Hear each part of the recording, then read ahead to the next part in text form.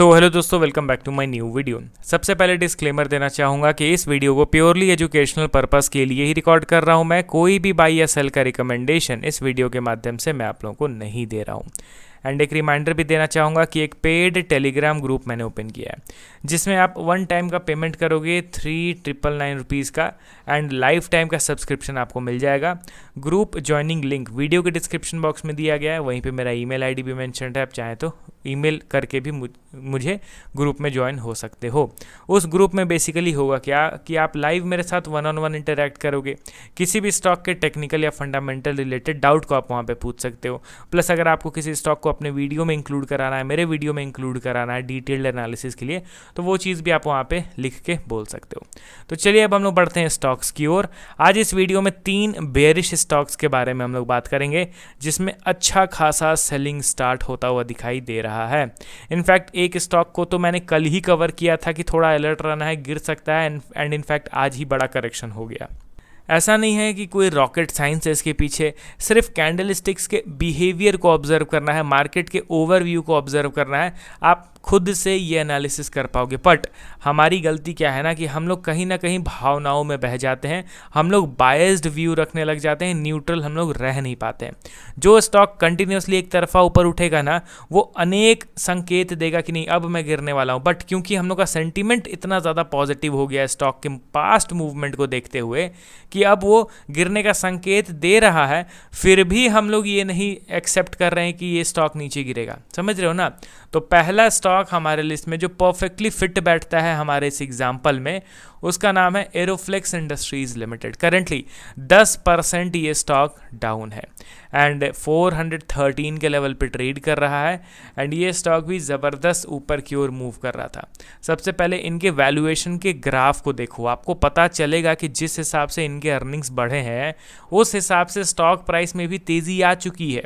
And इसका peak valuation कहाँ पहुँच गया था? P ratio approx 120। अब आप बताइए 120 के पास पी रेशियो चल रहा है, जिसका 5 साल का मीडियन पी 50 के आसपास है, तो क्या वो 120 का पी रेशियो ज़्यादा देर तक सस्टेन करेगा? नहीं, करेक्शन तो होना ही है।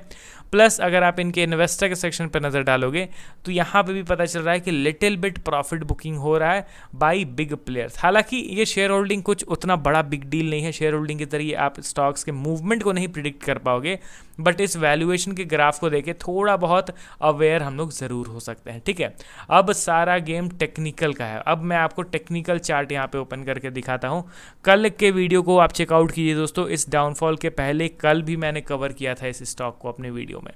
यहाँ पे आपको सबसे पहले क्या दिख रहा है? Over stressed buying from its lower level.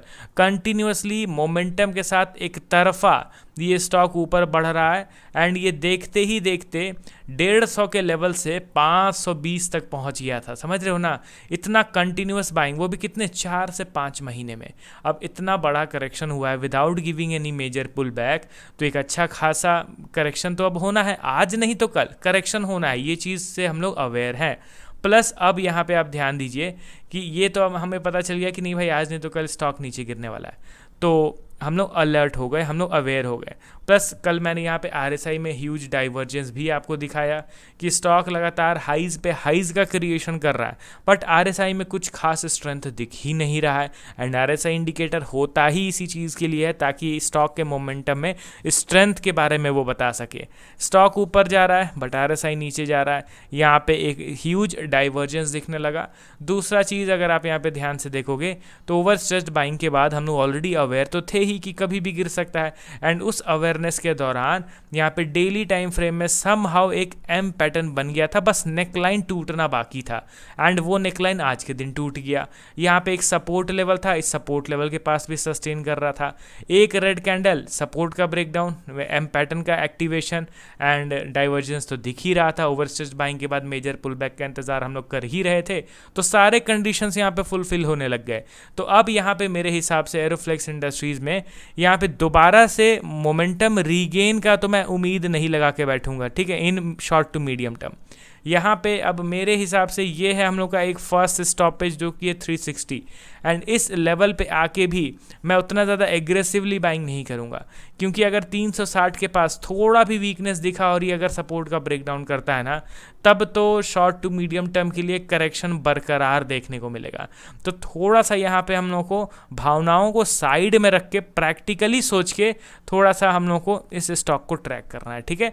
अब जितना भी यहाँ पे रैली हम लोगों ने इंजॉय करा हो गया, अब निकलने की बारी है। अब क्यों हम लोग एक ही पर्टिकुलर स्टॉक में चिपके हुए रहेंगे, जब इतना ज़बरदस्त मोमेंटम इसने दे दिया, रिटर्न्स इसने शॉर्ट टर्म में ही डिलीवर कर दिया, तो अब और क्या ही हम लोग को उम्मीद करना है। अब चलिए बढ़ते हैं हम लोग अगले स्टॉक की ओर। हमारे लिस्ट में आपके सामने है केन्स टेक्नोलॉजी लिमिटेड। अब करंटली देखा जाए तो 3309 के लेवल पे अवेलेबल है 1.4% के डाउनफॉल के साथ। इसके भी फंडामेंटल्स में कुछ खास मेजर चेंज नहीं आया है, बट हाँ ओवर स्ट्रेस्ड बाइंग ही सबसे मेन रीज़न है इसका बड़े करेक्शन के पीछे का। अब टेक्निकली मैं अभी आपको बता दे रहा हूँ कि केन्स नो डाउट लोअर लेवल पे ट्रेड तो कर रहा है, बट यहाँ पे अनेक समय लगने वाला, अनेक इन द सेंस कि इनफ टाइम लगने वाला है स्टॉक को, अगर इसको इस करंट लेवल से रिवर्स करना भी है तो। अभी तो ऑलरेडी ये अपने सपोर्ट लेवल पे ही ट्रेड कर रहा है, समहाउ ये एक सपोर्ट लेवल है, ठीक है, क्योंकि यहाँ पे एक गुड कंसोलिडेशन के बाद स्टॉक ने ब्रेकआउट दिया था, जिसके बाद शार्प बाइंग आया था। अभी उसी ब्रेकआउट वाले लेवल पे करंटली ट्रेड कर रहा है, एंड ये जो एक जोन है ना, इस जोन यानी कि एक तरीके से एक मेजर सपोर्ट के जोन में ये स्टॉक करंटली ट्रेड कर रहा है, ठीक है।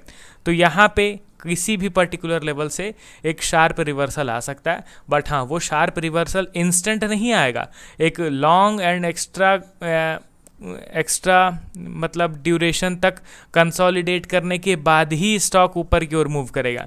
तो आपको पता चल गया कि कंसोलिडेशन तगड़ा होने वाला है, लंबा होने वाला है। इट मीन्स कि अब यहाँ पे इसको डेली ट्रैक करने की ज़रूरत नहीं है। एंड लास्ट स्टॉक हमारे लिस्ट में जो अच्छा खासा बुलिश था दोस्तों, बट इस मार्केट के वोलेटिलिटी के चलते ये अपर लेवल पे सस्टेन नहीं कर पाया। टेक्निकल वाइज ज़बरदस्त ब्रेकआउट भी इसने दिया था। स्टॉक का नाम है नेटवेब टेक्नोलॉजीज लिमिटेड। एक बार इसने ब्रेकआउट का कोशिश किया, नीचे गिर गया, फिर दूसरी बार इसने ब्रेकआउट दिया, फिर नीचे गिरा, बट इंस्टेंटली वो दोबारा ऊपर चल गया। मतलब बार बार ब्रेकआउट फेल होने की कोशिश की जा रही थी, बार बार सेलर्स एक्टिव हो रहे थे, स्टॉक को ब्रेकआउट देने नहीं दे रहे थे, बट बायर्स एग्रेसिवली स्टॉक को वापस से बाउंस बैक करवा दे रहे थे।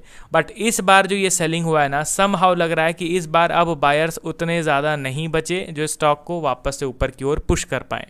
ये हमारा रीसेंट सपोर्ट है, इस रीसेंट सपोर्ट के नीचे आता है। इट मीन्स ये अब सपोर्ट, मेजर सपोर्ट पे फिर आने की कोशिश करेगा। ये जो पर्टिकुलर हैमर कैंडलस्टिक आप देख रहे हो ना, ये हैमर कैंडलस्टिक के लो को आप मार्क करो, एंड उस सपोर्ट पे अगर दोबारा से शार्प बाइंग आता है तो चांसेस आर पिटी है कि इस बार तो ये ज़बरदस्त बुलिश मोमेंटम पेश करेगा। मगर वैसा कुछ सिनेरियो नहीं होता है तो फिर नीचे भी आने का इंतज़ार करेंगे। होता है बहुत सारे केसेस में कि स्ट्रॉन्ग बुलिश पैटर्न एक्टिवेट होने के बावजूद स्टॉक ट्रैप कर देता है, despite our serious observations in price action. तो अब आप अपना पॉइंट ऑफ व्यू कमेंट कीजिए तीनों स्टॉक्स के रिगार्डिंग। मिलता हूं नेक्स्ट वीडियो के साथ। Okay then, bye bye.